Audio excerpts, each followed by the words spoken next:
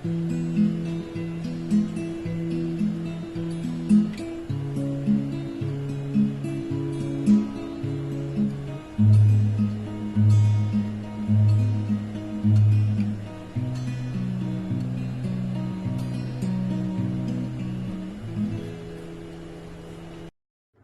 what's up, guys? Jason here, back with another episode. I was supposed to have a guest on today, but that kind of fell through. I think my friend, she had to be back in El Paso by 5 and didn't get off till 2, so I think there was kind of like a time. We wouldn't have had a lot of time to kind of really just sit and shoot the shit, you know what I mean? So, no problem on that. That's all good.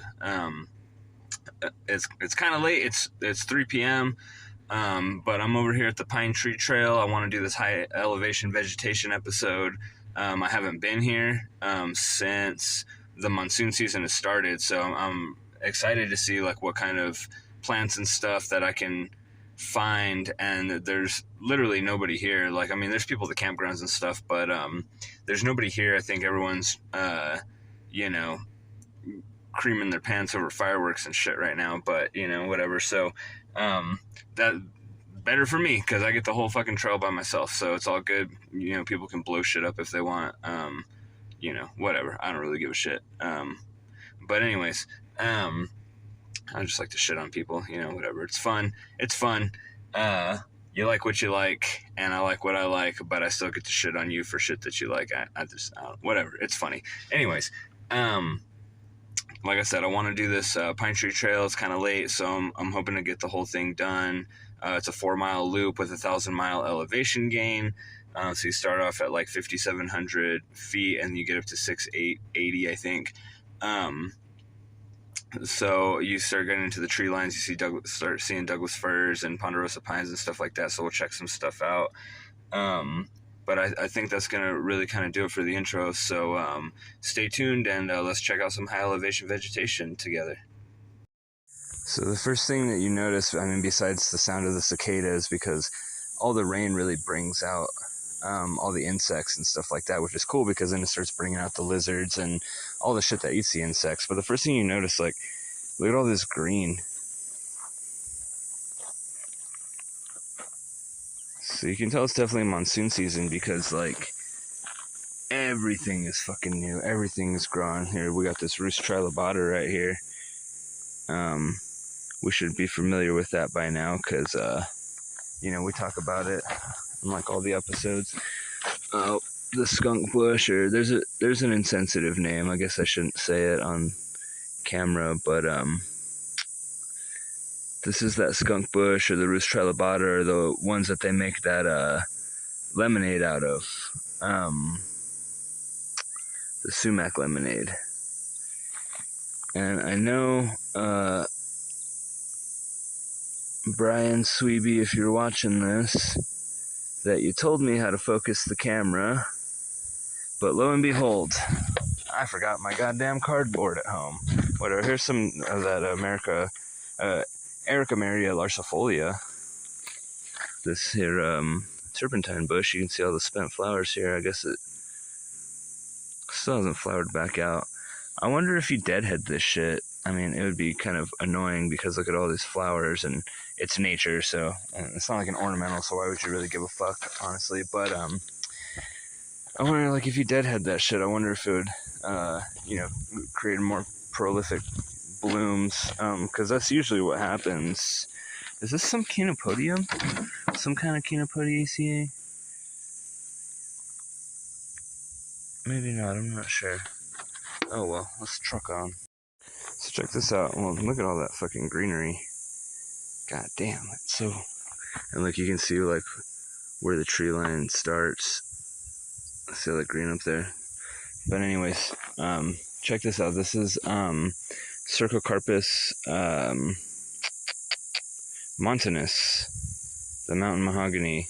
Not related to true mahoganies. I don't remember what the true mahogany genus is, but look, we actually got some flowers on this guy. I don't think all my years of botanizing these mountains, I don't know if I've seen flowers on this guy. And honestly, I used to think this was Cercocarpus betuloides, but the betuloides just means birch leaf. mountain mahogany because Betula is the genus of birch trees, and so they're going to have more birch-like leaves. In a way I was wrong, in a way I was right, because Cercocarpus betuloides is synonymous with a variety of Cercocarpus montanus. The variety starts with an R, I don't remember, and then there's multiple varieties of Cercocarpus montanus. I believe this is Cercocarpus montanus variety montanus, just based off of the leaf shape.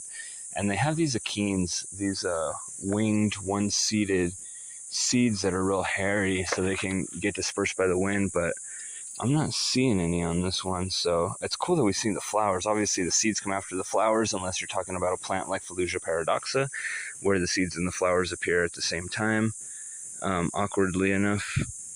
But we're gonna, these are all over the fucking trail, so we'll try to find some that are actually producing seed. It's still cool to see them flower though, because like I said, I haven't seen them flower out of all my years botanizing these mountains. And look, here's more of this fucking Asclepias. See that shit? I mean, you can't see because it's fucking dead, but you can see it twining on this shit. So my assumption is that it's Asclepias. See all that twining shit? But I don't see any seed pods, so I can't say for sure. And here's a little Spheralcia right here. Hard to tell what kind, but because there's no flowers on it, but still pretty cool. I don't know what all this shit is down here, honestly, but things are easier with wild. These might be some kind of cosmos or something. I don't know. We'll see. We've seen some cosmos growing up here. Actually, my friend Lauren with the Hiking with Effie podcast, she's the one that mentioned, because we had seen these plants that the flowers were dead, they were spent, and they just looked like fireworks. And she's the one, if you don't watch the Lauren Gibson Smith episode of the podcast, she was my first guest. She's the flower farmer, and they grow cosmos all over the place at Calhoun Flower Farms. And so she was like, I think these are cosmos. I was like, I don't know. Then I went home and I researched further. I looked at my own fucking cosmos, and I'm like, yeah, dude, sure enough, these are cosmos. Just saw something moving in here. Grasshopper? Probably a grasshopper. Kind of the cool thing about grasshoppers, they're a pain in the ass. Look at that lizard. Whiptail? Some kind of whiptail? Let's see. Not good at identifying lizards. I just barely figured out how to identify those collar lizards. Those things are pretty cool. But yeah, lo and behold, I went and I checked out my cosmos at home, and they produce the same firework-looking spent flowers, that we saw out here. I didn't know there were any native cosmos, but I was wrong. So look at this. These two oaks next to each other. I wonder.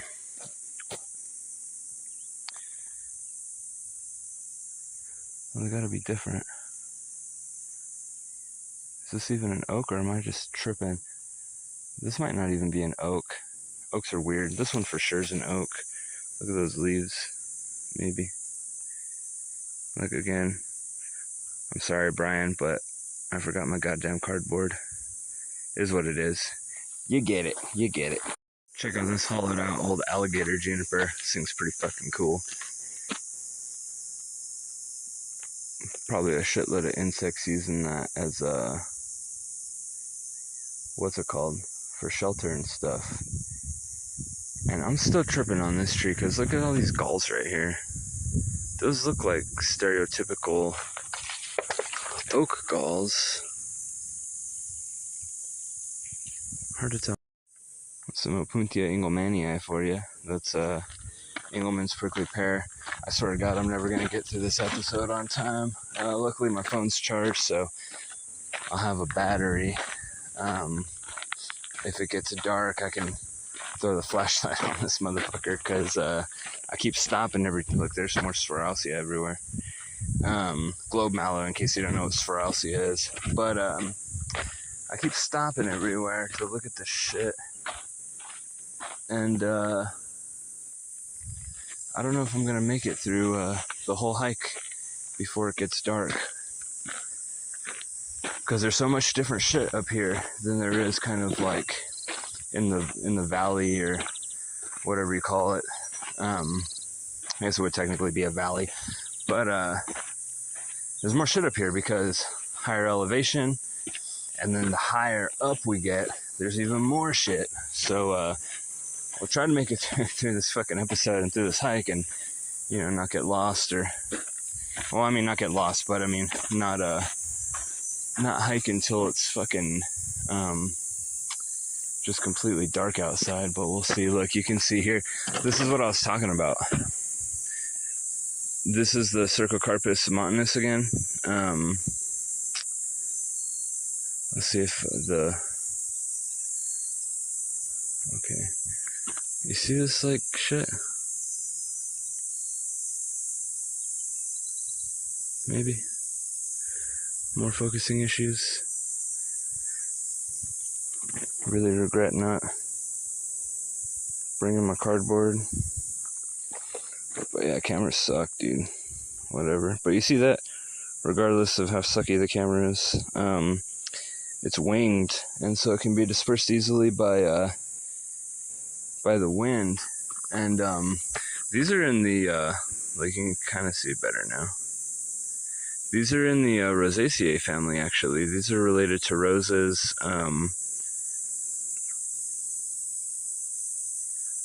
Which is pretty cool.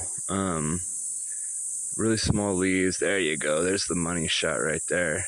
Cercocarpus montanus. Most likely variety montanus with the winged achene seeds. I guess saying winged achene is redundant. You know, whatever. But regardless, they get kind of big too. But like I said, they're in the Rosaceae family. In case you didn't know, Cercocarpus montanus, and yeah, they're pretty cool fucking plants. And I was just excited to see flowers on them. But the real key indicator are those circular achenes. Look, here you go. Here's a praying mantis egg sac.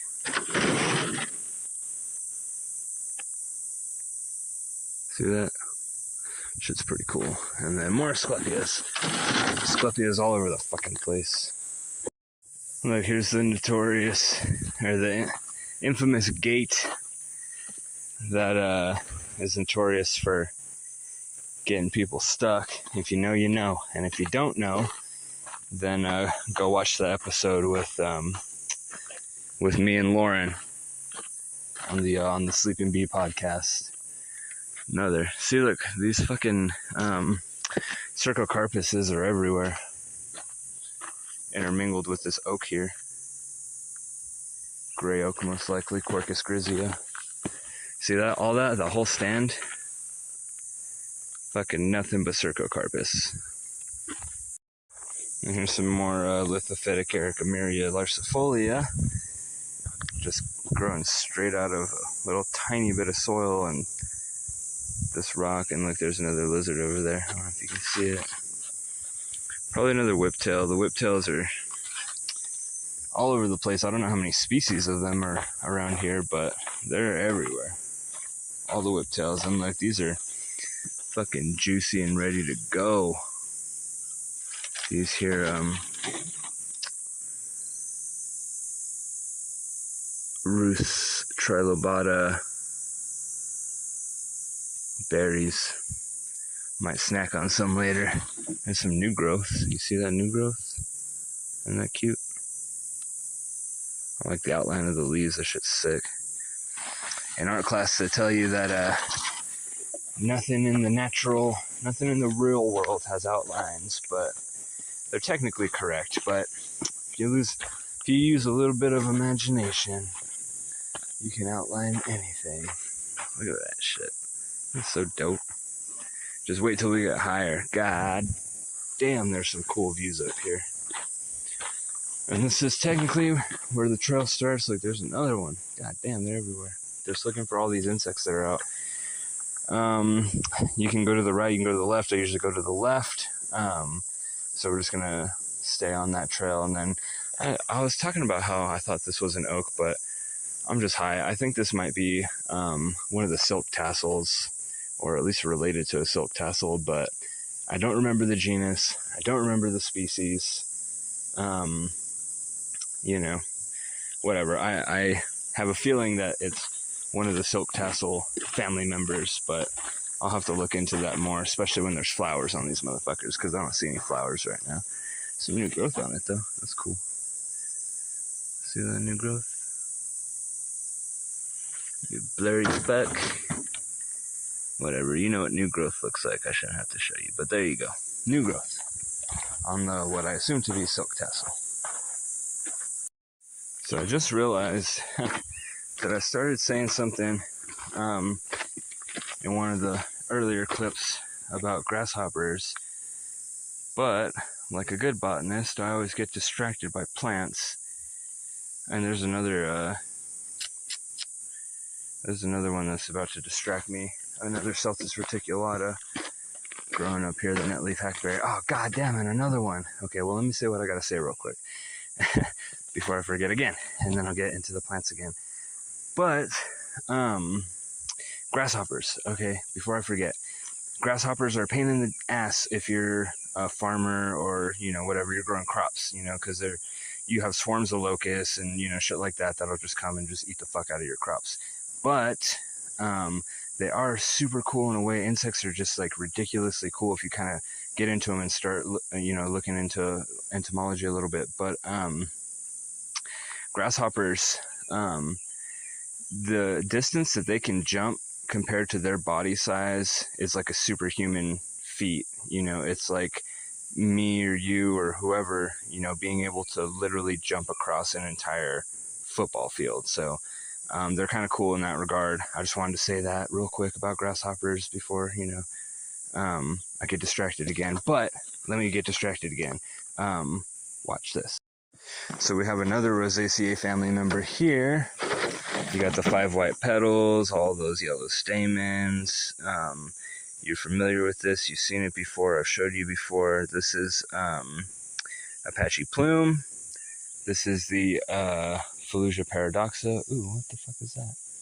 Oh, that's cool. Ah, oh, damn, I missed it. Okay, it flew away.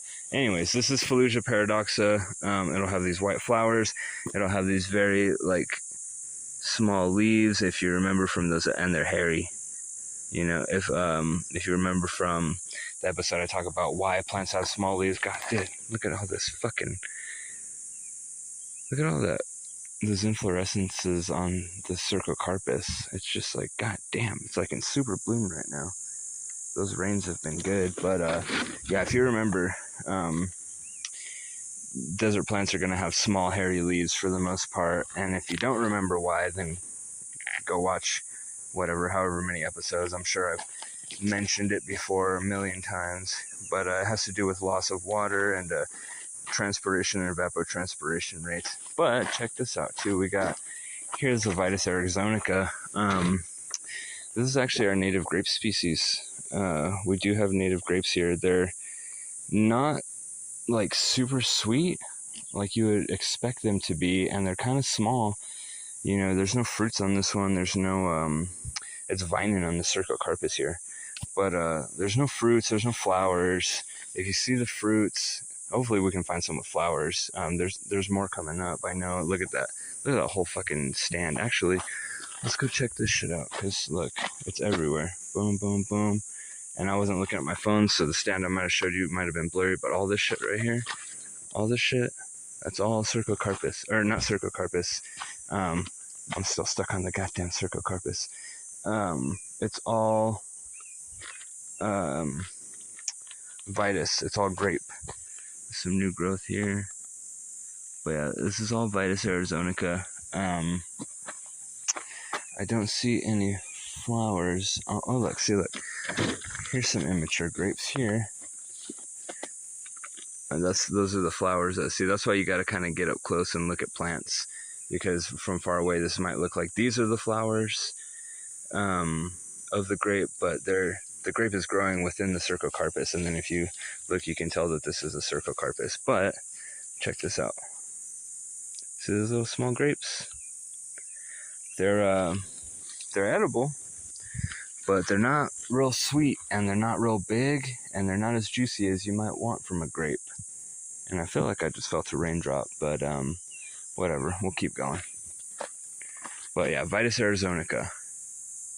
I think they call it the canyon grape. But just in case you didn't know, we got native grapes growing around here, and yeah, I did feel a couple raindrops. Okay, well, hopefully it doesn't rain too much until I'm out of here, because I already spent the $5 to hike this motherfucker, so if not, that's okay. $5 can go to the BLM to maintain this shit, and look at that. Ah, never mind, it flew away. Okay, whatever, we'll keep going. I swear I'm never gonna get through this trail. Every time I turn the phone off, I fucking see other shit. But you see this? These are those nipple galls I was talking about. So you can definitely tell this psyllid damage, but you can definitely tell this is cercocarpus, or God, I'm still in the fucking cercocarpus shit. Anyway, Celtis reticulata in the Cannabaceae family, related to everyone's favorite plant, weed. And again, I turn the camera off and I see more shit. What you have here is Robinia neomexicana. This is look at all this cool new growth on this motherfucker right here. But this is the New Mexico locust, and it's got these really cool purple flowers. You can actually eat the flowers. The flowers are edible, and we'll find more if we can get through this whole trail. The higher up we go, the bigger the plants will get. You know, and then they'll actually have, look, and then here, I don't remember what the species name of this is, but this is what tumbleweeds are made out of. This is Russian thistle. So if you see that shit in your yard, kill it. Like, there's more of it right there. Russian thistle. This shit will dry up. It'll mature. It'll produce its seeds. It'll dry up, and then it will tumble, so it can, you know, disperse its seeds that way. So kind of a cool little evolutionary adaptation. But if you know anything about the West and Wild Wild West movies and shit, there's not a scene or not a movie without a fucking tumbleweed in it, just, you know, going across an empty, isolated road before two cowboys fucking, you know, draw and kill each other. You know, that kind of shit. But, yeah, once we, oh, look at, here's the thunder. I'm like, should I do this whole fucking trail? Like, I want to. I don't want to get rained on, you know? Like in a crazy way. I don't mind getting some drops on me and shit, but all I got's a fucking gallon of water and a phone. You know, so I'm not really prepared for the rain. I got shorts and shit. Whatever. It doesn't matter. Don't, what do they say? Turn around, don't drown, or some shit. So if it gets kind of hairy, I'll follow their advice. But look at all these ferns. These are cool. Like I said, I'm trying to get better identifying ferns, so I don't want to put a label on these yet. But they're cool. You can see the little fronds unfurling here and here. But yeah, like I was saying with that Robinia neomexicana, the New Mexico locust, once we get up further, you'll see, I can show you the two paired thorns per node, which is one of the key identification features. And then I'll also show you the flowers, if there's any. The purple flowers that are edible, that are pretty cool. So, see what else we can find. Hopefully we don't get rained on or struck by lightning, you know, whatever. If it happens, it happens. Who gives a shit, right? Fuck it. So this might be Yucca baccata. Again, it's hard to tell to species level. It's definitely a yucca, you know, but it's hard to tell the species level. The Yucca baccata don't generally produce trunks. So this could either just be like a really young trichuliana or teculiana, I don't remember, but the one that we went over in the Achenbach Trail one, I think it's teculiana, but they could be that, or they could be the yucca baccata, because they look very similar. The yucca baccata, the key identification feature, one of them is the fact that it has banana-shaped looking seed pods, hence the name banana yucca. And look at that alligator juniper. So I've been seeing these alligator junipers, these Juniperus depianas. Sometimes they have like kind of like greenish bark, or bark. They have greenish leaves, like more green than blue. And then some of them look like the Rocky Mountain juniper, the Juniper scopularum, with their fucking bluish, greenish, kind of like Arizona cypress-ish, the Cupressus arizonica, or I think it's Cupressus cyparis now or some shit, arizonica. But anyway, they look similar in the fact that they have the bluish green leaves. So there has to be subspecies or varieties, and then you have these ones here. These aren't these are monosperma,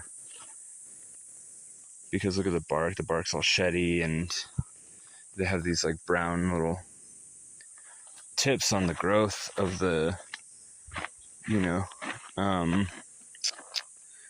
of the leaves. But anyways, so I'm wondering if there's like multiple different subspecies or variations of depiana, and I think there are. I just have to look into which ones have the green, the more bluish green leaves, and the ones that have more of the greener leaves. And here's some more. Celtis reticulata, the netleaf hackberry. But really the one of the differences, and some more fucking, for you see that shit, how it'll just dry up and then you get a little bit of water and then you can just see it unfurling. Let's see if we can see some spores on here. Yeah, see that? All the sporulation. But oh, we got something else growing. Oh, this might be more of that fern. This is pretty fucking cool. Yeah, this is more of that fern. Never seen it that green. But I keep getting distracted. Like I said, there's some big old horsefly. Whatever. There's a Daisylirian for you. But like I was saying, with the variations in the species, a lot of the times it's just due to morphological differences. So DNA-wise, they're the same species, but you know, the Juniperus depiana, some of them might have the green leaves, like certain variations might have the greenish leaves, some of them might have the bluish leaves. So I'm gonna have to look more into that. I mean, the characteristic for the depiana is the alligator-like bark, and so that's the key way to tell. But if you're trying to get down to a variation, you might have to look into you know, the different morphologies and see. And when I say you, I mean me. I mean, unless you want to do the fucking research and then just let me know what's going on with that shit. But see, look, like here, these, I don't know if these are yucca baccata or not, because these are producing a stem, and they don't normally. They're normally, you know, what do they call it? Prostrate? No, prostrate is like growing horizontally, I think. Whatever, I don't know. I can Google it later. Or you can Google it and leave it in the comments. You gotta start teaching me shit that I don't know, so I don't have to Google everything. Here's some more Erica Maria larcifolia. More of this rock-loving plant. And you just see all the fucking... Well, maybe you can't from this shitty camera, but I can see all the yellow bloom flowers of the Circocarpus. It's fucking awesome. There's some shit down there. We're gonna see what kind of trees these are. So this right here is definitely those down there, definitely cottonwoods. This is definitely a cottonwood populace. Most likely Fremontii. Those are the ones that are, you know, growing the most prevalent out here. But the cottonwoods are also like the oaks, you know. From my understanding, they're very promiscuous, so they like to crossbreed a lot. And so when you're talking about which populus species it is, a lot of times they just put populus SP or populus SPP if you're talking about multiple species. And it's because they're all so similar in morphology, like physical morphology, that you really have to do some molecular biology to see what it is you're looking at. And here, there's more of this. Damn, there's a soft spot in the dirt right there. Almost fucking ate shit in. Can't get injured before this tournament, but here's some of this Robinia neomexicana, the New Mexico locust. And then, like I said, yeah, here's this cottonwood tree. We're just gonna call it populus. It's definitely a cottonwood.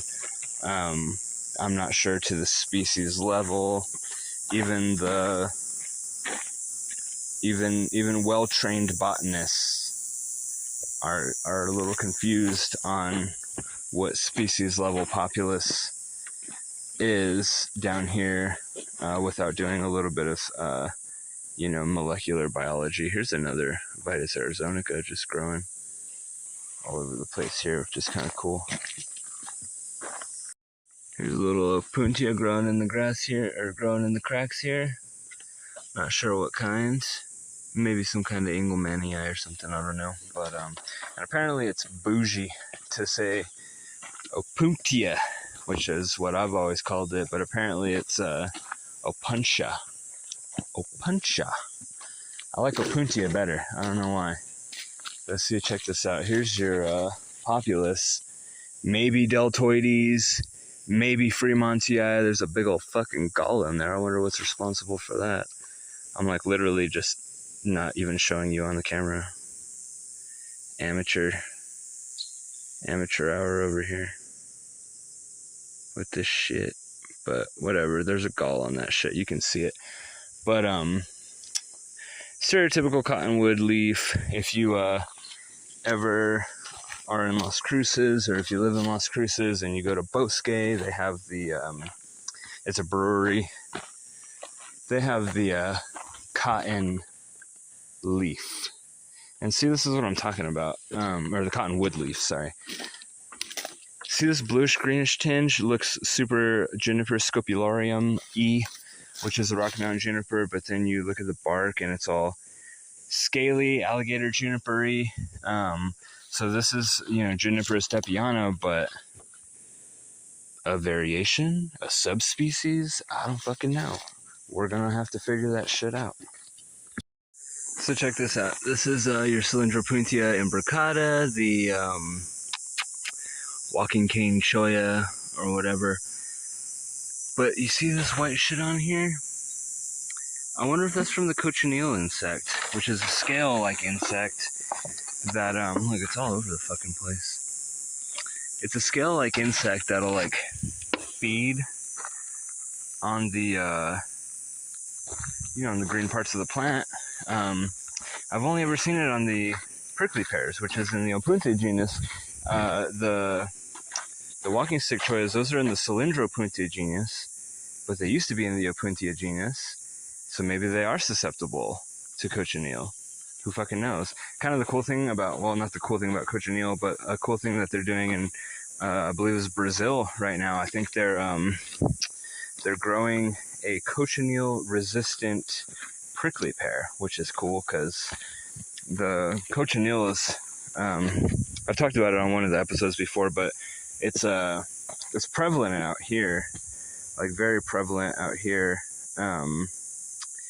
in the Southwest, and you can make a dye out of it. You can make a red dye if you squeeze. I think it might just be the females, but if you squeeze them, they produce like this red pigment, and you can make an artificial dye out of it or whatever. So you can turn a profit from the insects. My entire idea for my master's thesis, that lizard just fucking jumped from one rock to the other. Psycho, let's see if it does it again. Are you gonna jump? No, you just want me to leave you alone? I understand. Okay. Yeah. So you can actually make fucking butterfly. I don't know if you see that shit. Just straight like black and blue. God damn. Oh. Yeah, but anyways, you can make dye out of that cochineal insect. You squeeze it and it'll produce a red pigment. And like I said, it's just normally just grown on the prickly pears. I don't think I've ever seen it on the cholla cactus, but knowing the historical taxonomic classification, it was placed into the Opuntia genus a while ago. I don't know when it changed, really.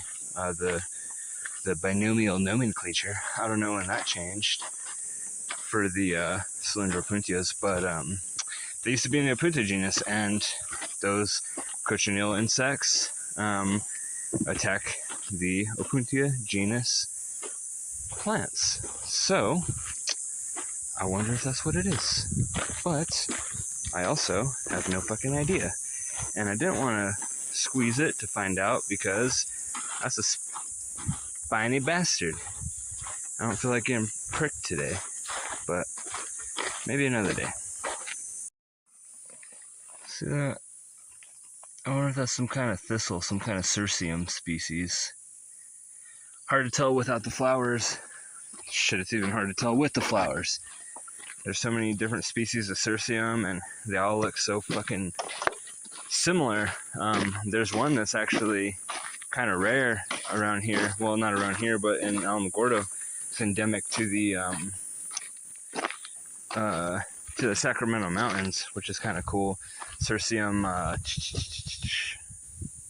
don't remember the epithet, but some kind of Cirsium species is endemic to the mountains. I'll give you a view again.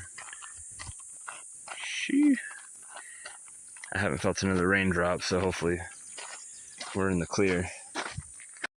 Look at that fucking rock. Talk about having a good center of gravity. God damn. It's just like, that's pretty cool. This is a nice little porous mushroom for you. Maybe. Let's see if we can't do the hand trick. There it is. So, in general, you have two different kinds. You have, oh, get out of here for those stupid fucking ants. Oh, god damn, look at that shit. Oh, standing right in their fucking nest. Alright, I'm out of here. But, you generally have two kinds of basidiomycotic mushrooms. You have the porous kind that I just showed you with all the pores, or you have the gillus kind, where if you turn it upside down and you look at the underside of the cap, you will have gills instead of pores. But the two classes of mushrooms that usually produce fruiting bodies like that are going to be the basidiomycetes or the ascomycetes. The basidiomycetes are going to be your things like oyster mushrooms and portobello and shiitake and all that other shit, while your ascomycetes are going to be more like your puffball mushrooms, you know, and stuff like that have more of like a closed cap as opposed to like an open, you know, more or less umbrella shaped cap. So I don't know, down to the species level, I'm still not that good at identifying the fungus, trying to get better at it, but I know for a fact that that one is definitely basidiomycotin or basidiomycete. There's a one thing or another pollinating that Fallujah paradoxa, Apache plume. So again, as you can see, the higher up in elevation we get, the bigger the leaves get. So just like I said about, look at the size of these fucking leaves. That's no variation. That's no subspecies. You know, that's no variety. That's just evolution. It is up in the higher elevation, so it's cooler up here. It gets more precipitation. so it doesn't have to worry too much about transpiring water through its leaves because of those two factors. Therefore, it can have bigger leaves and therefore a higher rate of photosynthetic processes. Here's some datura for you. Good old datura. Most likely rightii, but I don't know. There might be other species of datura that grow around here. This one doesn't necessarily look like, from what I recall, rightii looks like. It has more, the rightii has more like the triangular leaves, I think. This is definitely datura. They call it moonflower because it, so it's in the nightshade family. It's in the Solanaceae family, so related to potatoes and tomatoes and chili and all the eggplants and all that good shit. And it is a, they call it a moonflower because look at this fucking oak. There's me getting distracted again, but whatever. You'll get used to it. But they call it moonflower because it opens. You can see how big the leaves were, right? So it kind of breaks all the rules of a stereotypical desert plant. I don't know if it does. I don't know what kind of photosynthesis it does. I don't know if it's a C4 or CAM. It would make sense if it was a CAM, but I don't know particularly. But anyways, they call it a moonflower because it has these huge white trumpet-shaped flowers. Not like anything you've ever really seen in the Solanaceous family, because they have those like enclosed anthers. Like eggplant and tomato flowers are very stereotypical for that. The silverleaf nightshade, the Solanum elagnifolium. God damn, dude, these fucking ants are everywhere. And like every time I keep stopping, I keep finding myself in a goddamn ant, and they're like the black and red Pogonomyrmex, so they're fucking assholes. You don't even have to do anything to them, and they'll bite you anyways. So I'm gonna try to like stopping on top of a goddamn ant pile. Oh, some lizard. I heard some shuffling over here. It's just a lizard. But yeah, anyway, so that datura, they call it a moonflower because the flower's white, so kind of looks like the moon, I guess. But the real reason they call it is because of the fact that it'll open its flower in the nighttime and then close up again when it starts getting hot outside. And it's pollinated by the hummingbird moths, or the sphinx moths, whatever they're called. That's why common names are kind of confusing, but that's what it's pollinated by. So it's not pollinated by anything like normal, like your honeybees, shit like that. It's really pollinated by these hummingbird moths. Check this shit out. That thing is fucking buried to shit. Botanically speaking, these are fleshy cones, but here's another, and you can see it's an alligator juniper, but you can see it's different. You know what I mean? Very different. In terms of the one that we saw that was very bluish green, and then it still has a stereotypical like red exfoliating bark and shit like that. But this one's super buried out. But these are technically, botanically speaking, they're not berries. They are fleshy cones, because that is a coniferous tree in the Cupressaceae family, or the cypress family. But it's a gymnosperm. Gymnosperm really just means naked seed, and so yeah, there's cones, but when the cones open up, they expose the seed, as opposed to angiosperms, which are flowering plants that have their seeds enclosed in some kind of endocarp. So, see, look, there's just variation. So Juniper stepiana, and then those like bluish green ones down there, I believe are also Juniper stepiana. So the bark is the key feature on that for sure. Here's some Datura radii. So again in the Solanaceae family, whatever. They call them thorn apples too. It's one of the common names because they have these very thorny, well, you can see better here. So don't pick this shit and eat this shit, kids, because it will fuck your day up. So you know, they call it Jimson weed, whatever, but let's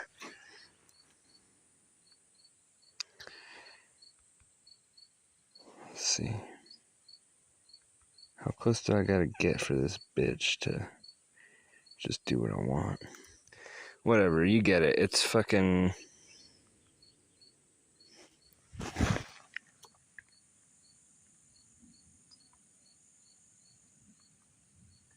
There it is. God damn it. Thorn apple. I shouldn't have to explain that, but you see all these little seeds in there? Those, bunch of high school kids will always eat that shit and try to get high and end up in the hospital or, you know, streaking in a mall somewhere. But, look at that. Those are the buds of the, of this particular plant. So, look, and check it out. There's your, stink bug right there. So you have stink bugs, which are in the Hymenoptera order, and you have stink beetles, which are in the Coleopteran order. People will call stink bugs stink beetles, just like they call lady beetles ladybugs or whatever, and it's putting my entomology hat on. It's not correct. If you want to be correct, a ladybug is really a lady beetle because it hides their wings under a sheath like all the members of the Coleopteran order do.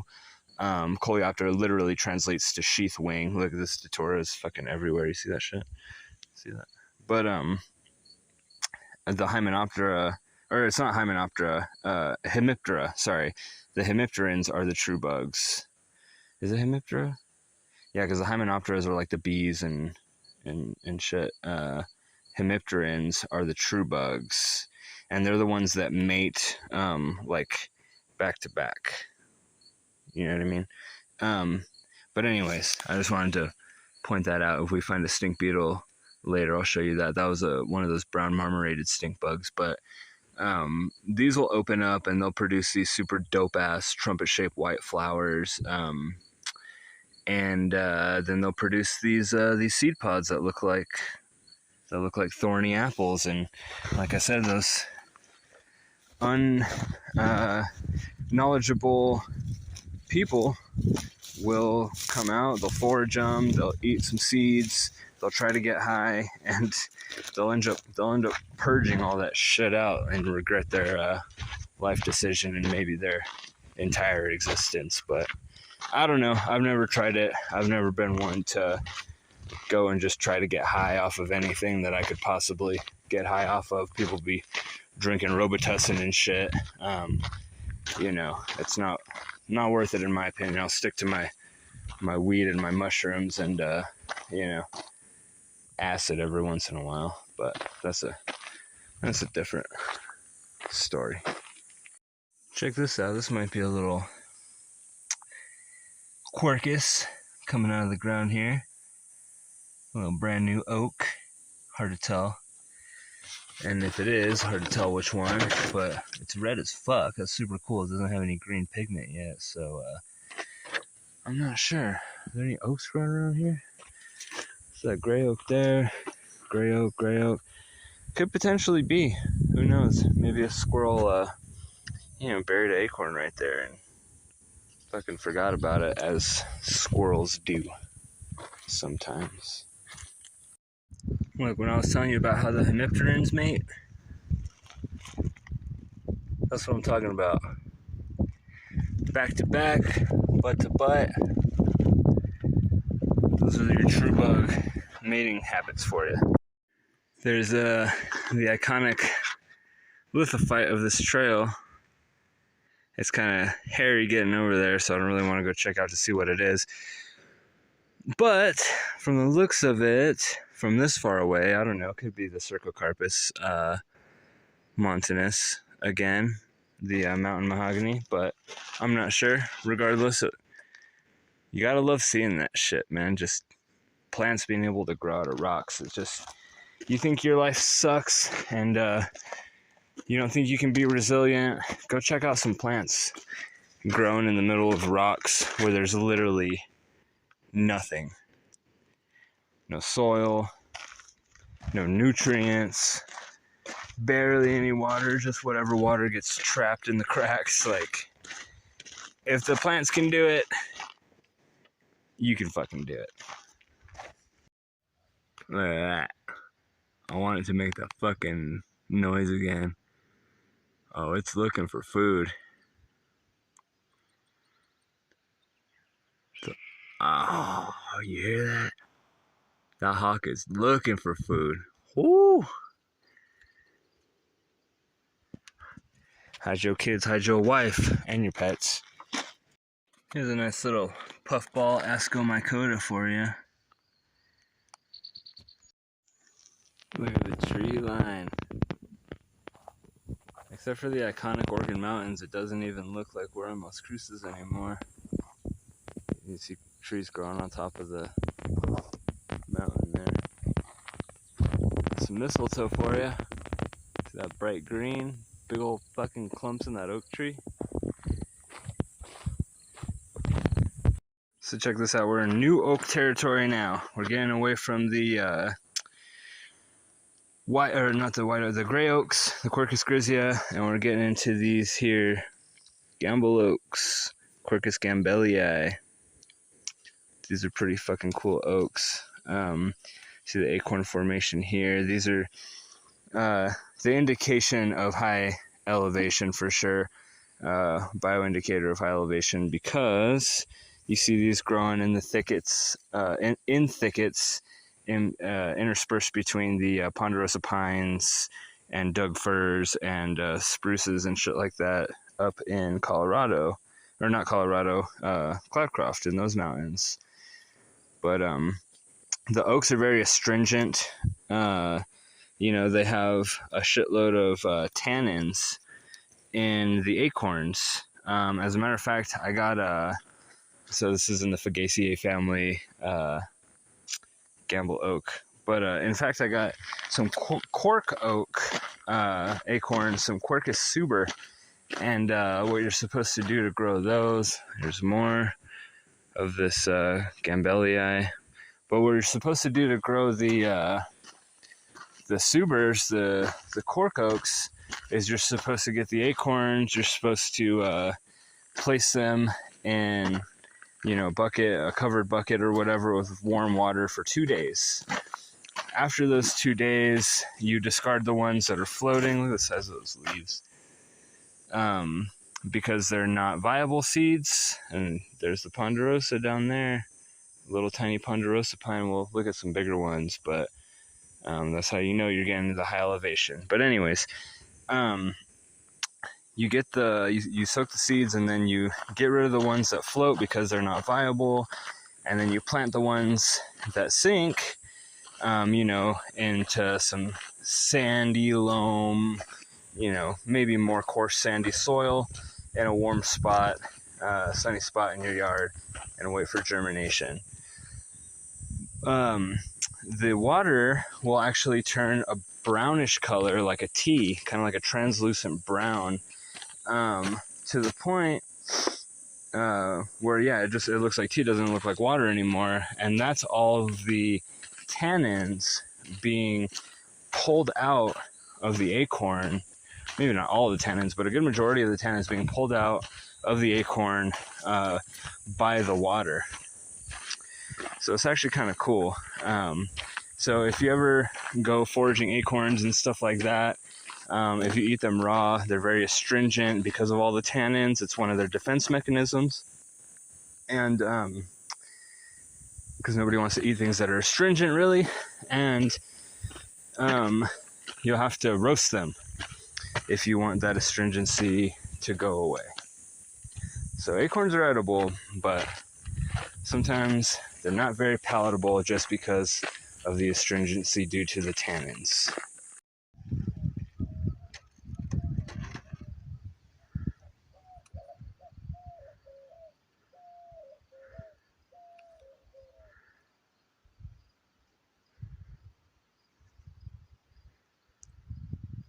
Squirrel and this lizard were just having this epic fucking face off. Look at that.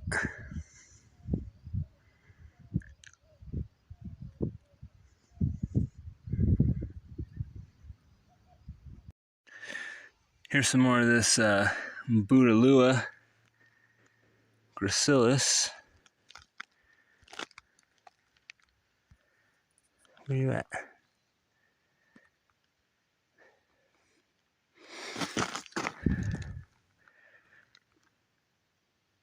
There we go. The false eyelash plant, or at least that's what I call it. This is the blue grandma state grass of New Mexico, deemed the state grass in the 1970s. Here we go. This is what I'm talking about. Ponderosa pine. Pinus ponderosa. Can spot that shit from a mile away. So, it's got some pretty long needles. There's some of those pollen cones.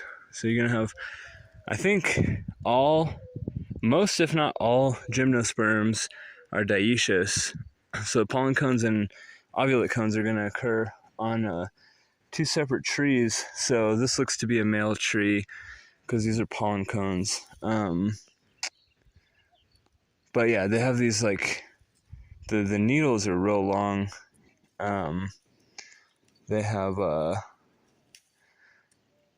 see this right here? That's called a fascicle. So it just means sheath, basically.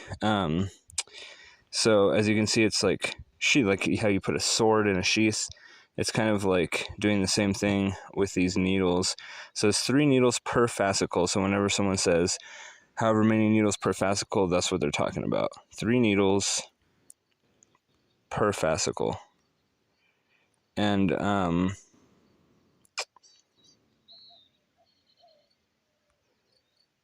yeah, there you go. One of the other key, oh look, there's your Robinia neomexicana down there. But one of the other key identification features, this one looks like it might have some, I don't know if the bark is supposed to look like that, or if it might be some kind of bacterial slime flux or some shit. But one of the distinguishing features of the ponderosa pine, particularly, like that one's got a shitload of lichens on it. It's dead. You can see all those orange needles, and you can see all the lichens already starting to break that down, the green on the branches and in the bark. But the ponderosa pines, they can get up. There's some in Three Rivers that are 120 feet fucking tall. You know what I mean? Like they get pretty big. They're pretty majestic trees, and it's cool because people, they don't think trees grow here, but it's like, no, they do. You just have to know where to look for them. You have to go to higher elevations. But again, me and my ADHD going off on shit that is completely not necessarily off topic, but diverting from what I was originally saying. But anyways, one of the key identification features of the ponderosa pine is butterscotch scented bark. So you can go up to the bark and you could give it a little scratch, give it a little sniff. It even kind of looks butterscotchy. Look at that. See that? Yeah, but anyways, it smells sweet like butterscotch, and just gamble looks everywhere. Sheesh. And that might be some kind of ash tree, some kind of fraxinus. It's got those little samaras on it, those winged seeds. Good for wind dispersal. You can't see from this far, but I don't really want to go down there. It's kind of a steep grade. It might not look like it on the camera, but kind of is. So don't really want to fuck with it. But anyways, yeah, you go up into ponderosa pine, you give the bark, it's like a little scratch and sniff. You give the bark a little scratch, you sniff it, and it should smell like butterscotch. Another thing, pro tip, if you ever need to light a fire in the snow, I've done it. Me and my friend Michael, we've done it. We went to Wheeler Peak, the highest point in New Mexico. Not the most treacherous peak, but sitting at 13,100 feet. We've done that peak before. And it is, it was snowing when we went up there. Oh, look, you can see here, the samaras. You see those? They're winged seeds, so when they fall off, they just flutter in the wind. And that's how they're able to disperse themselves. And Fraxinus is known for having those types of seeds. What family is a Fraxinus in? Are they related to Salix? Is Fraxinaceae? I don't think Fraxinaceae is a fucking family. They might be related. They might be in the Salicaceae family. I feel dumb for not knowing that. And then, like, check this out. Might be some leaf curl aphids on this motherfucker. Maybe not. Maybe it's just something else. Normally when the leaves curl up like this,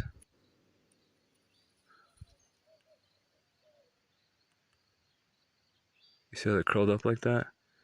Sometimes that can be due, I just saw a little crab spider too, but I can't get it on camera.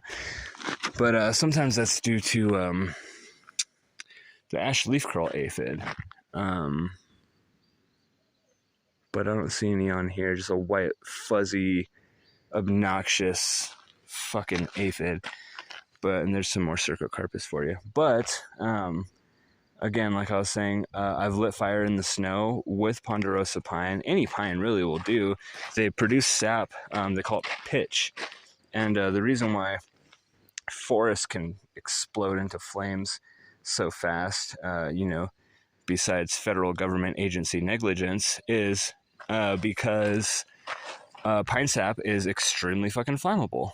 And so if you have a dead tree like that ponderosa pine that was over there, next to an alive tree, and that catches fire, the sap is going to explode. It's going to catch the dead tree on fire. It's going to go to the crown, and then you have crown fires. There's multiple layers of forest fire. Crown fire being the worst because it's actually getting the crown of the tree. And right here you can see the resilience of this juniper just growing out of this fucking cut down stump. But anyways, if you scrape some of that pitch off, like I said, it's extremely flammable, so much so that you can actually light fires in the snow. And that's not just hearsay, like I've actually fucking done it before. So pretty cool. And then if we find any cones on these ponderosa pines, I'll show you. This is a young one. Actually, you know what? Hold on. So those cones I showed you before, I don't know. Okay. I can't really get down there, so never mind. But if we can find the cones for the ponderosa pine, I'll show you, because the cones can be another indicator of the species you're looking at. Oh, and check this out. Here's your Robinia neomexicana. 2 thorns per node. Like I was saying, the hand trick works pretty well, actually. I like that. So, Brian, if you're watching, who is also Aiden's grandfather, my son's dad, or my son's grandfather, I appreciate the tip, because it's actually working very well. And also, I hope you and Aiden's mom enjoy your vacation. It should be fun. So I'm excited for you guys to go hang out with your with some of your family and extended family out there. But anyway, just a side note, But anyways, I want to find flowers on these pseudoacacias. Not pseudoacacia. There is Robinia pseudoacacia, which is the black locust. These are Robinia neomexicana. So the New Mexico locust. For some reason, the people up in Santa Fe don't like these plants. I don't understand why, but they're all gung ho about the Elaeagnus. What is it called? It's the Russian olive. Elaeagnus. I don't remember the fucking species name, the epithet. But anyways, they're all gung ho about that, but that shit is like super fucking invasive. Oh, angustifolia, Elaeagnus angustifolia. But that shit's super invasive. But for some reason they don't like these native neomexicanas, and I just don't understand why. But you know, it is what it is. I was doing a project up there. One of my published books is actually at St. John's Liberal Arts College over there in Santa Fe, and the guy I was working with, I was talking all kinds of, look, here's some more of this Vitis arizonica. I was talking up about these Robinia neomexicanas, and he was just like, man, I don't like those. And I'm just like, well, why not? He's like, well, they're thorny. They're like mesquites. They're thorny. They form thickets. They kind of get in the way. You know, whatever. They're in the Fabaceae family, so they actually fix nitrogen in the soil, which is cool. And they have the stereotypical Fabaceae, seed pods. But yeah, for some reason he wasn't a fan of the Robinias up there, but liked the. Here's some residuals from the rain and all the beautiful ferns and mosses growing up there. And I'm not even gonna try to go up there and identify this shit. It's already, man. If I would have started earlier, this would have been like a 3-hour long episode, because I would have been sitting here trying to identify some shit. But for this episode, I'm really just kind of going based off of what I know, for the sake of time and not having to hike back in the fucking dark. But anyways, yeah, I want to find some flowers on those neomexicanas so I can show you what they look like, because they're really fucking cool, and you can eat them, which I'm a huge fan of shit that you can eat. And also want to try to find some cones, not just ovulate like cones, but like fully formed, ovulate cones on the ponderosa pine and any of the Doug firs, the pseudotsugas up here that we can, Menzii I think is the epithet that we can find. So I can show you there's also ways to identify based off of the cones. Look at this. Not that, but look at that. What's living in there? You'll come out. This oak tree is completely alive, but that hole is so deep. You got to imagine there's some disruption to the vascular system, to the xylem and phloem. But and look, check it out. We just made it. So this trail's kind of weird because right when you think you've made it to the halfway point, it's like, no, motherfucker, you got to keep walking. But we made it. We made it to the halfway point. And check this out. More ponderosa pine. A youngin. This one doesn't have any cones. Oh no, there's cones up there. Some pollen cones up there. But yeah, here we are. The halfway point. This is primitive camp here. Big ol' Rus trilobata here. More gamble oaks everywhere. And then the huge shade. Look at this fucking thing. God damn, we gotta go see what that is. But look at all this datura. Oh my god. All this datura. Look at this fucking majestic ass alligator juniper. God damn, it's so fucking tall. But check this out. This is the view. So this is the highest point another ponderosa pine over there. But this is the highest point of the entire hike. So right now we're at around 7,000 feet. I believe it's 6,800. I believe it's 6,880, honestly, but I don't know. I know that it's above 6,800 and below 7,000. So between 6,000 and 7,000 feet for sure. But this is the highest point.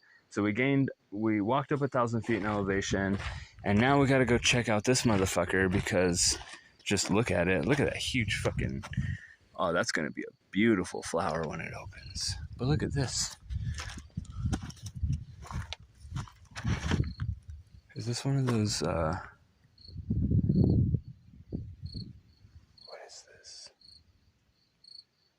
Is this one of those like? Is this one of those buckeyes? Oh, I don't know. Okay, I have to identify this. Hold on, let me check my resources. So I said buckeye, but I meant to say buckwheat. But I'm not entirely sure, and my so I'll have to figure this one out because this shit's so fucking cool and it's so big too. This shit's taller than me. But yeah, it's I'm in an area right now where I don't really have like service, so I can't really check my fucking resources because I don't have service to try to identify the shit. One of the problems with the high elevation vegetation, and probably one of the problems I'm going to run into when I do some trails over in Cloudcroft and some other high elevation stuff, is just the lack of service being so high up. But like I said, I meant to say buckwheat, not buckeye, but I could also just be completely fucking wrong, so I wanted to show you because it's got super cool flowers, but again, I don't know what the fuck it is. But just take a moment to listen. Besides me talking and that fucking airplane, all you hear is nature. It's so fucking serene up here. We barely got to the halfway point. I've been hiking for like an hour, 2 hours already. And it's just because I've been stopping and looking at plants and recording and getting content and shit. But it took us this long. Me and Lauren came up here once, and I had my fucking professional camera, my Canon, and, I was up here. It took us 4 hours or 6 hours to just do a 4-mile hike. And yes, it's only 4 miles, but it's also 1,000 feet in elevation, so you have to take that into consideration too. It's not like just walking 4 miles in, flat loop, so it takes time. But on top of that, we walked all the way up here. So like the first time, I was taking pictures and stuff, and that was all we were doing, but it took us a long time. And then we went camping up here at this spot, carrying 40 to 60 pounds worth of shit on our back. If you don't know, watch the Lauren episode. I tried to be kind of subtle about it, and like, well, I just had a couple gallons of water, and then I started moving on to the next topic, and she's like, wait a minute. You not only did you have that shit, you had fucking sleeping bag, you had a guitar, you had a whole fucking loaf of bread, jar of peanut, like all this shit. And we're just like, oh yeah, I forgot. But we made it all the way up here with all that shit on our backs. Was it worth it? Fuck yeah. Did it seem like it was worth it when we were coming up here? Probably not. But it totally was. And just look at that motherfucking view. God damn. And then we hung a lantern off of this guy right here. And we started a fire in this little fire pit. Our tent was over here on this slope. It slopes down a little bit like that, and I want to just sleep with my head, where the tip of my finger is on that side. So we would just wake up all fucked up with the blood rush to our head. But she don't want to do that, so we slept this way. So Lauren, if you're watching, that was like probably one of the best camping trips I've been on. So thank you for that. And also thank you for watching, if you're watching. I don't know. I have so many fucking episodes. I don't even know what episode this is.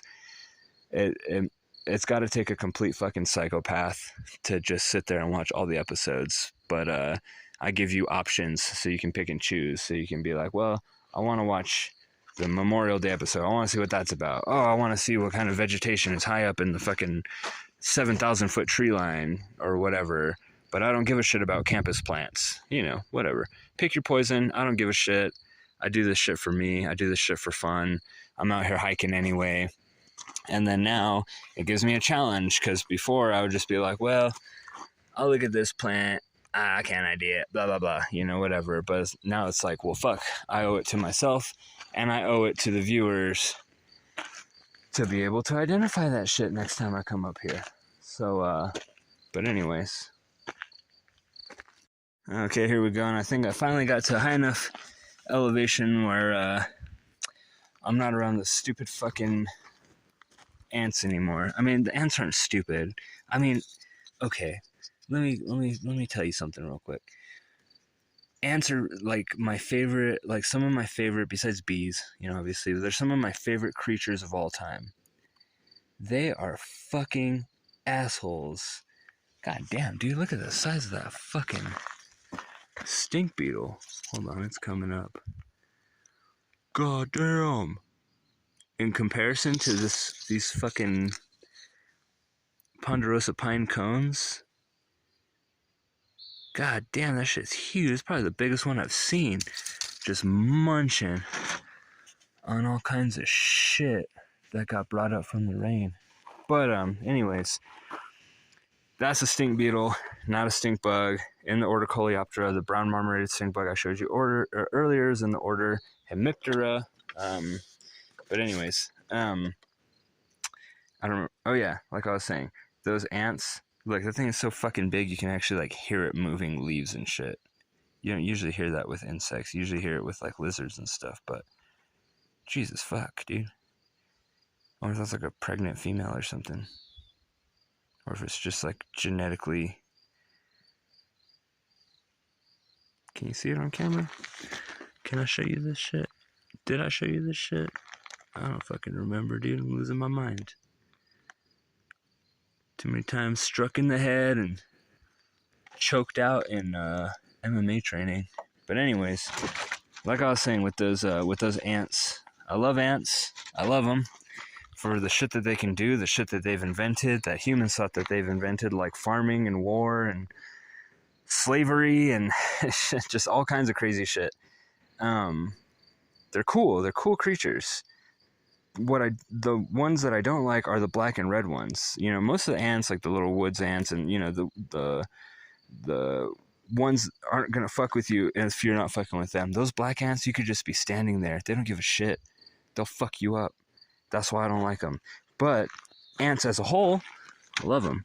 But anyways, back to the topic. Yeah, fucking ADHD bastard. God damn, dude, see that? Sheesh. Huge. Fucking crazy. Are those wings coming out? See how it has like the sheath wings? So that's like your coleopterans. But anyways, you see how these, so this is the ponderosa pine pine cone. And you see how it has this little, like the tip of my finger here, it has these little like pointed little nodules at the end of each of whatever one of these is called, the end of each one of these scales. That is another little key indicator that you're looking at a ponderosa pine.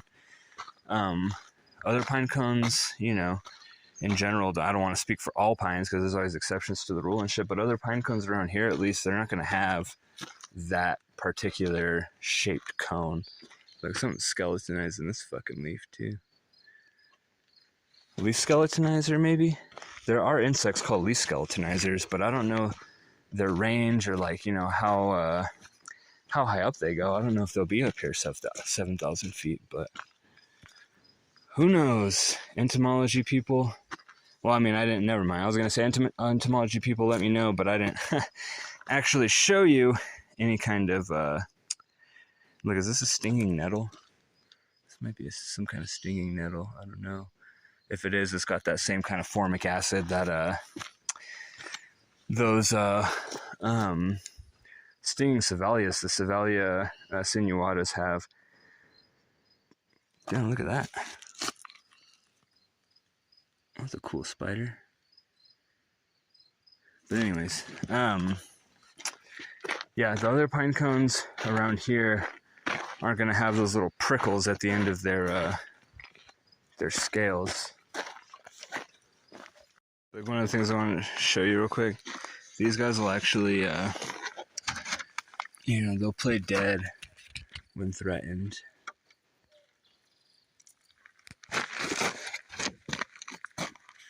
Maybe this guy won't, fucker.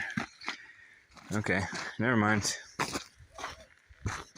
But we have seen them before where they're just like completely upside down, and we try to flip them back the right side up, and they just go literally flip right back on their backs.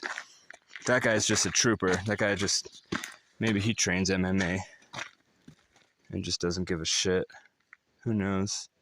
This looks like relative of the pelargoniums, but who knows? So here's another one. Let's see if he'll play dead. Oh shit! God, fucking moron. Okay.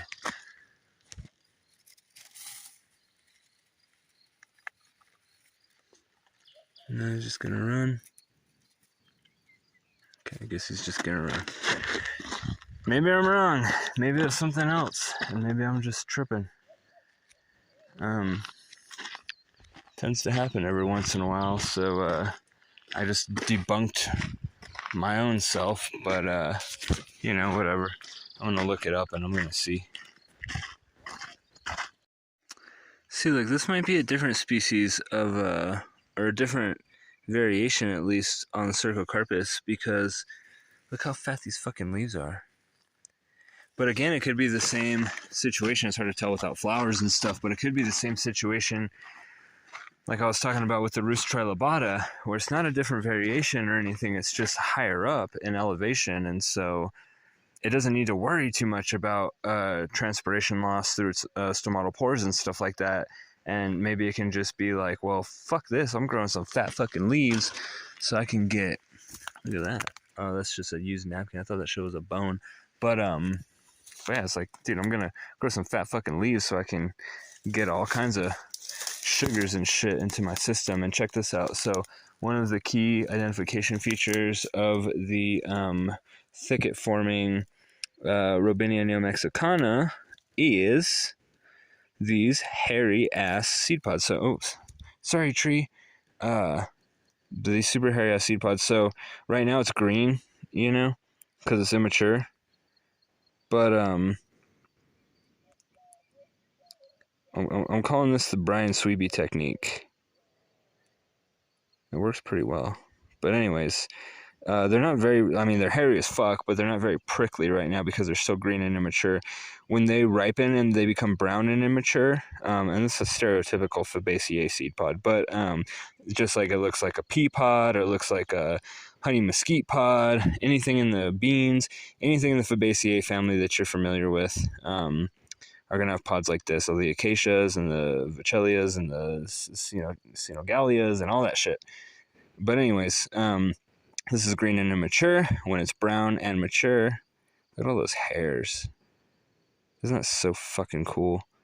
But when it's brown and mature, these hairs will actually be a little more prickly. It actually kind of hurt to hold them. But it doesn't seem as though any of these Mexicanas are in flower right now. And it also seems as though there aren't any Doug firs up here.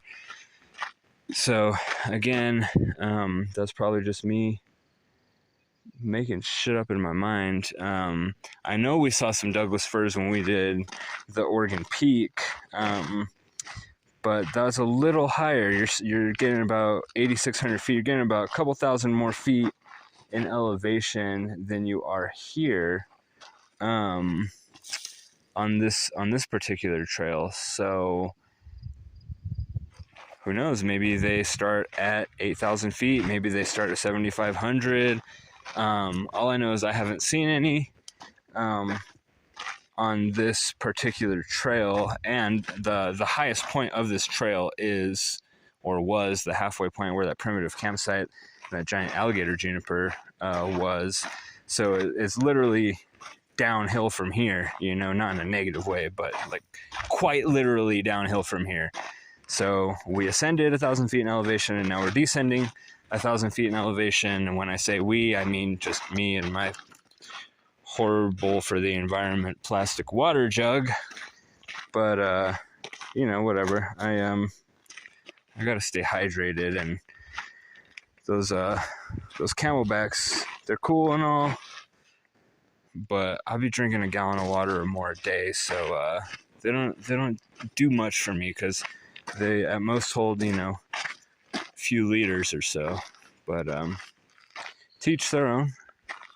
More Cercocarpus for you.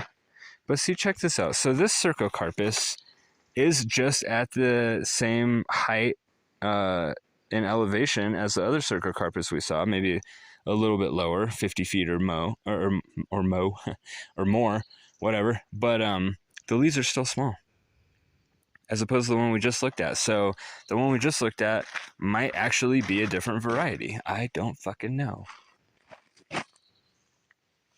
Look at that sky. There's only like a 4 or 6% chance rain. When I first started, it was like 20% chance. But we're good. I checked it out before I kept walking, because I knew I was going to lose service and wouldn't be able to check the weather up here. So I wanted to make sure I'd be good to go for the, you know, for the length of my hike. Anyways, another nice little money shot for you. So this is the most peculiar Cucurbita photodissima? Cucurbita photodissima, the coyote gourd, buffalo gourd, or stinking gourd that I've ever seen. Look at how big these fucking leaves are. God damn. I mean, they normally have big fucking leaves, but these are the biggest I've seen. Look at my hand for comparison. I'm a 6 foot tall motherfucker. Like, that's a fat leaf, bro. That's crazy. There's another one growing on top of that yucca right there. So, again, we're high in elevation. Maybe it just doesn't give a shit. It's just like, fuck it, dude. I'm gonna have big ass leaves. They already have big ass flowers. They're related to squash. They're in the cucurbit family, hence the name Cucurbita. But you know, they're in the Cucurbitaceae family, so related to squash and pumpkins and melon, like cucumbers, muskmelons, all the melons, watermelons, the whole family. They're related to them, so they have the big old. If you ever seen a squash flower, that's what those flowers look like on those particular ones. But when they're green, I just posted about this earlier today, actually. When they're green, they are toxic, so don't eat them. It's just not something that you want to go foraging. And if you rub the leaves and smell your fingers, you'll understand why they call it stinking gourd as the you know, common name. It doesn't smell very pleasant. But you know, anyways, those leaves were just fucking huge and kind of caught me off guard. So I was like, well, might as well check them out. Look, there's your mistletoe. If you missed the I think it was the La Cueva episode where I told you about the mistletoe and how it sends its haustoria into the vascular system of the plant, attacking an oak like it was doing is the inconspicuous oak flowers that no one ever talks about. But yeah, they send the haustoria in, which is basically like their root system into the tree, and that'll start sucking the nutrients and water out of the xylem and phloem. But they need the tree to survive. They're obligate parasites. They need the tree to survive because that's where they're deriving all their nutrients and water. But they are also hemiparasitic, so they can actually photosynthesize by themselves. So there's a fern that I was looking at before that actually could potentially be mistaken as a flowering plant, and I thought that might be it, but I'm not seeing any spores on the undersides of the leaves. So we'll have to see. I got a whole PDF on ferns and fern allies. As a matter of fact, I got a whole fucking PDF on every single plant and that's been recorded and documented throughout the entire state of New Mexico. And goddamn, there's a lot. So it takes some digging sometimes. That's why you kind of have to know what you're looking at. There's your Ericameria larcifolia again. That's a pretty big one, though. So you kind of have to know what you're looking at or what you're looking for in order to kind of go through this database and find the shit. There's various websites. Like sometimes I use the New Mexico Wildflowers website, but they're not going to do things like if I look up Cercocarpus, it's not going to be there. It's going to be more like the actual wildflowers, you know. So it's not going to have like the shrubby plants. It's going to have like your annual and perennial like flowers. There's the White Sands Missile Range there. But so you kind of have to know, especially when you're going to dig real deep and try to find stuff. And then there's so many different references, and it's hard to find everything all in one place. So that's why I got this PDF, so I could just try to find everything all in one place, at least the names, and then I can go and research and see based off of family characteristics and things like that. But there's a datura right there growing in the shade on that rock, and but I also have my buddy Phil, who runs the plant diagnostic clinic over at New Mexico State University. So shout out Phil. I don't know if you've watched any of these episodes, Phil, but if you're watching or if you have watched, shout out to you, because and he's supposed to come on hopefully sometime in August. He's trying to finish up his dissertation right now for his PhD, but you know, he does some cool stuff with the plant diagnostic clinic over at NMSU and, you know, stuff like that. It gives a bunch of master gardener talks and, you know, public speeches and stuff. So that's cool. But anyway, shout out to you, Phil, for giving me the Flora Neo-Mexicana volumes 1, 2, and 3. So those are really good. They don't have pictures, so again, you kind of have to know what you're looking for. You have to know how to use a dichotomous key to key out different species, especially because there's no pictures to go off of. So that's where the botanical vocabulary comes in handy. You're going to need to know certain things about certain things, you know, about plant anatomy, leaf arrangement, leaf shape, leaf margins. You know, you're gonna have to know what cordate means. You know, it's like I found a leaf that was cordate with serrated margins, you know, 5-petaled, bilaterally, or 3-petaled bilaterally symmetrical flower. Like, you know what I mean? You have to just know what the fuck all that shit means in order to be able to use some of these dichotomous keys out there and some of these resources. But anyways, don't know how I got off on that, but you know, it happens. You know, if you've watched any of these episodes, you know how my fucking mind works. Or maybe you don't. I don't even know how my mind works. It just goes all fucking day, 24/7, never rests. Sometimes I don't even think about shit, but my mind is still going. It's just one of those things, but whatever. It's normally a good thing. Look at this. The lone Echinocereus hedgehog cactus. The only one I've seen on this entire hike.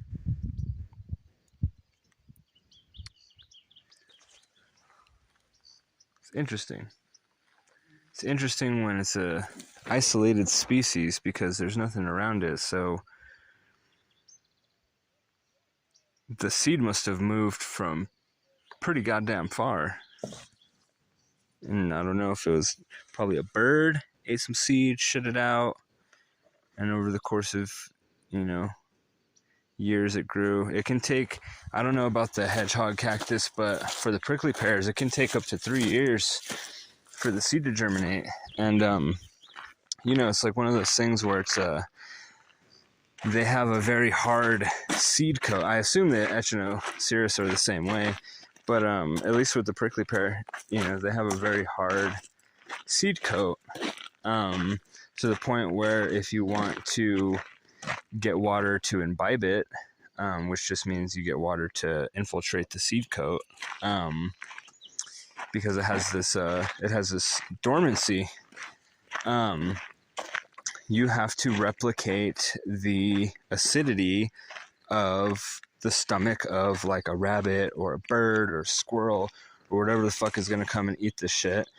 And by doing that, or the way to do that, is by soaking it in sulfuric acid, H2SO4, for all you chemist fucks out there. I'm just kidding, you chemists are pretty cool.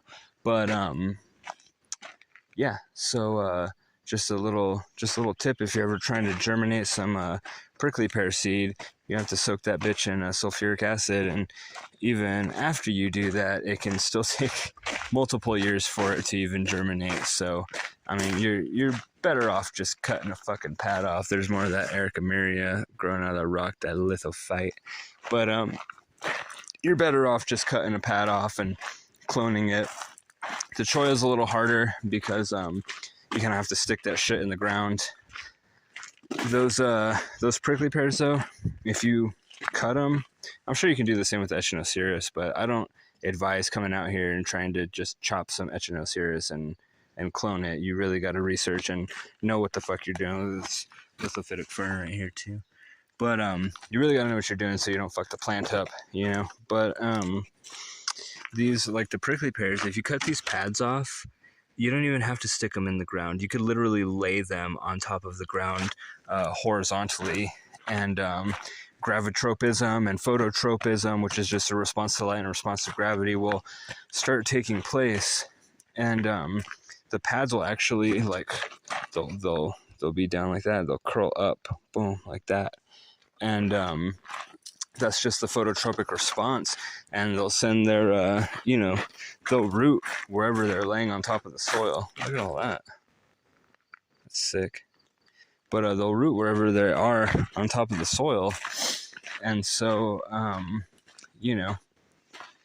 they're not hard. They're technically considered a native invasive because they are native here, but they can be invasive just because of how easily they can root from broken off pads and stuff. So a lot of them growing out here that are around each other are asexually propagating themselves.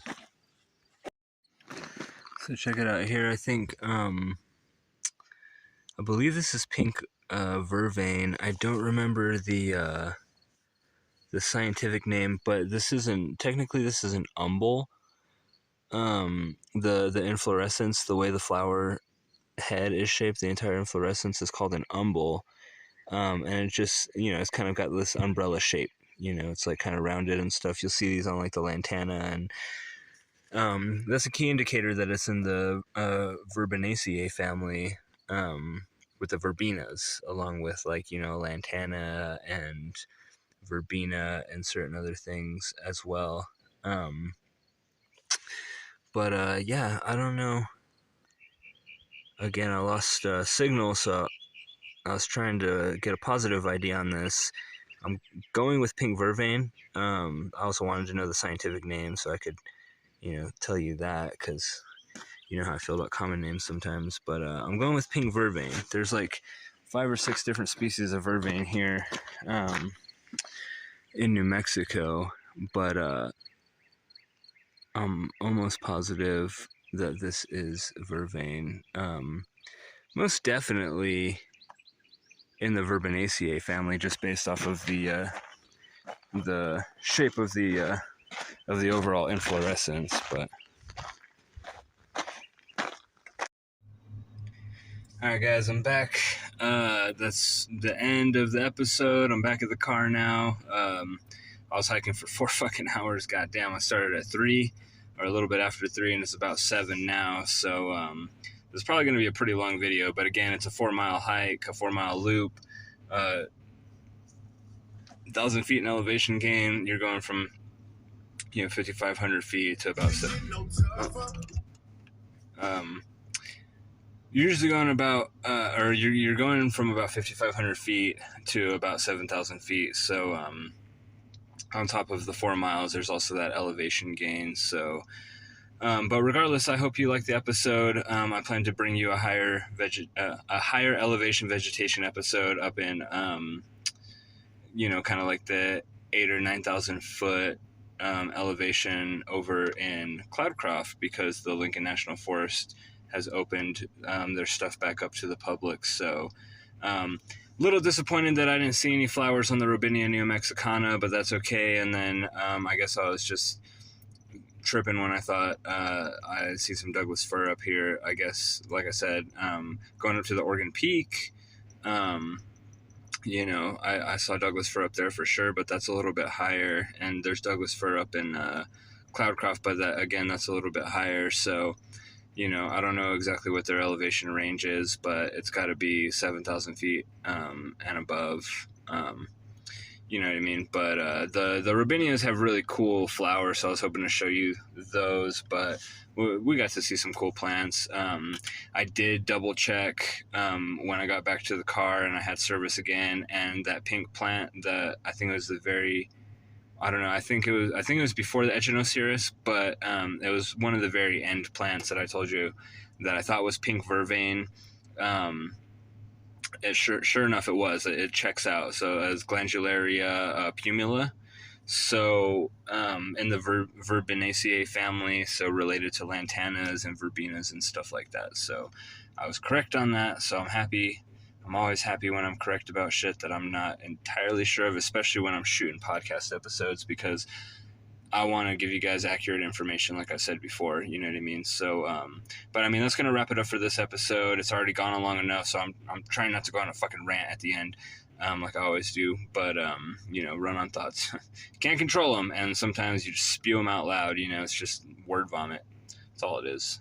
But, fast forward to the shit if you want. Watch clips of the episode. Watch the whole thing. I don't really care. If you want to learn some shit, watch the whole thing. If you want to learn about particular plants, I don't cut the shit into segments or whatever, so you're just going to have to find it, like a good old VHS tape where you just fast forward and rewind and all that shit. So, but I do want to real quick give a shout out to myself, I guess. I don't know. That's kind of not being egotistical or like a dick or anything, but I just want to let you guys know, just spreading the word, that I do have a home nursery that I'm running right now, that I've started. It's called From Seed to Sprout Home Nursery. So if you're not already doing so, check me out on Instagram and Facebook. I have both of those pages set up. So I grow plants sexually and asexually, or both, sometimes depending on what the plant is. And asexually could be through like clonal methods or some kind of layering or some kind of propagation, some kind of clonal propagation I'll do, or sexual propagation where it's just growing from seed or whatever for particular species. Some species are easier to clone than they are to grow from seed, and things like that. So but I also have started doing like a plant, like putting the nurse back in nursery. If you watch the Howie episode, I believe it was, I was talking to her about it, where I've been kind of fostering these plants, like rescuing, for lack of a better word. I've been fostering these plants because they're plants from like Lowe's and Home Depot that, some of them are on the brink of death, and need to be thrown away. Some of them are salvageable, but if no one buys that shit, then they're just going to throw it away. Okay, and so people like to buy brand new shit for some reason, because it looks nicer or whatever. But a lot of these times, you know what I mean? Like, these plants, they just need a little bit of TLC. And so I've been fostering these plants because what will happen is, like, a lot of people are going to buy these clearance plants, even though they're cheap. And a lot of times they just need, a little bit of pruning or some fertilizer to be up potted, some shit. I don't know. It depends on the state of the plant. But, their business, Lowe's and Home Depot, stuff like that. They want to just, they want to make money, and they're not going to make money off of these clearance plants. And so they're just gonna throw that shit away, and that's not something that I necessarily agree with. You know what I mean? So I salvage these plants. I buy them, I take them home, I foster them, I care for them, and then I make them into sellable plants, and then I sell them. Off of that, or like after I've nursed them back to health, I'll sell them for a little bit higher of a price than I bought them, obviously, because I need to make a couple bucks too to keep this thing going. And then also, like, I put in the work of doing the pruning and adding, putting the fertilizer, up potting, and like doing the research to see like why these plants are dying and what I can do to help them and make them sellable again.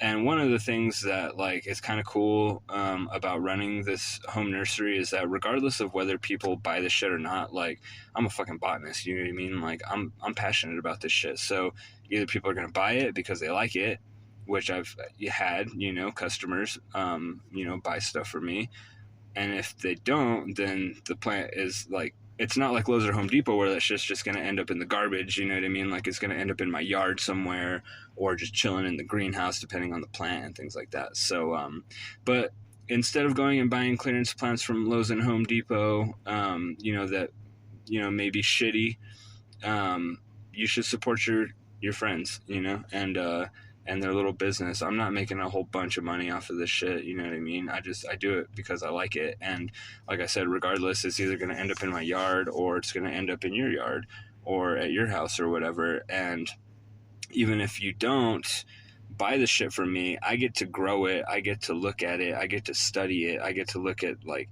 in detail, because sometimes you can't do that in hikes, because like things are like, you got fucking insects buzzing around you. Like earlier I was standing in like ant holes and I didn't even fucking realize it. So, sometimes you can't look that closely when you're hiking it and, checking out flowers and stuff like that. So it's kind of cool to have these plants where I can study the morphology, the growth, and just overall characteristics of the plant. And I can look into like how to care for it, and then, how to, like, where to put it in the yard, how much sun it needs, how much water it needs, and then I can pass that information on to the customer, or I can keep it for myself if the customer doesn't buy the plant. But I just wanted to shout that out real quick. So go give From Seed to Sprout Home Nursery a like and a follow on Facebook and Instagram, and get yourself some plants so you'll see what's for sale. I try to post, multiple times, so you'll definitely see what's for sale soon. And I got some dianthus coming up, another snapdragon I got to nurse back to health. I got a Tagetes in there that needs to be taken care of or planted somewhere, or sold or planted, one place or another. I got some peas starts that you can buy 12 plants for $5. You know what I mean? So check me out on the, on that page. Other than that, that was just a side note. But to wrap up this episode, again, it was a high elevation vegetation at the Pine Tree Trail located at the Geary Springs Campground. And I appreciate you guys for watching the video, whether it was the whole thing or just snippets, it doesn't matter. I just appreciate you guys for being here and like actually wanting to listen to what I'm saying and trying to teach you guys. So if there's any questions, let me know, drop them in the comments. Again, if you want to be on the podcast, the guest area, the guest portion of the podcast, let me know. I'll be reaching out to you regardless. But if you have a special recommendation, then like you want to be on the podcast this week or next week or, whatever, let me know. I'm not going to do a guest next week because I'll be at a jiu-jitsu tournament in Albuquerque, so I'll be out of town. I'm going to try to get some hiking out there, but I might have to give somebody a ride, so I'm not sure if I'm going to be able to hike and shoot the podcast and stuff like that, so depending on what he has to do. But I might have to give two people a ride, actually. I don't know. But anyways, regardless, that doesn't matter. If I can, I'll try to hike out there because Albuquerque is a little bit higher. It's more north than Las Cruces, and so we'll definitely see differences in vegetation out there. So it'll be kind of cool to check out. But like I said, I'll be out of town, so I'm not going to have any actual guests on the podcast next week. But stay tuned. I'm hoping to have someone come through. Like I said, the girl was supposed to come through today. Couldn't make it, so I'm hoping we can reschedule. I can reschedule with her either, tomorrow or Sunday, or whatever. Should maybe possibly even Monday, but that's the 4th of July. People are usually busy that day and stuff, but we'll see. I'm trying to get her on because she's a cool chick and she's very, very awesome vocalist. That's one of the reasons I want her on. She's a good friend of mine, but she's also like a fantastic, like phenomenal fucking singer. You know what I mean? So, but anyway, so shout out to her too.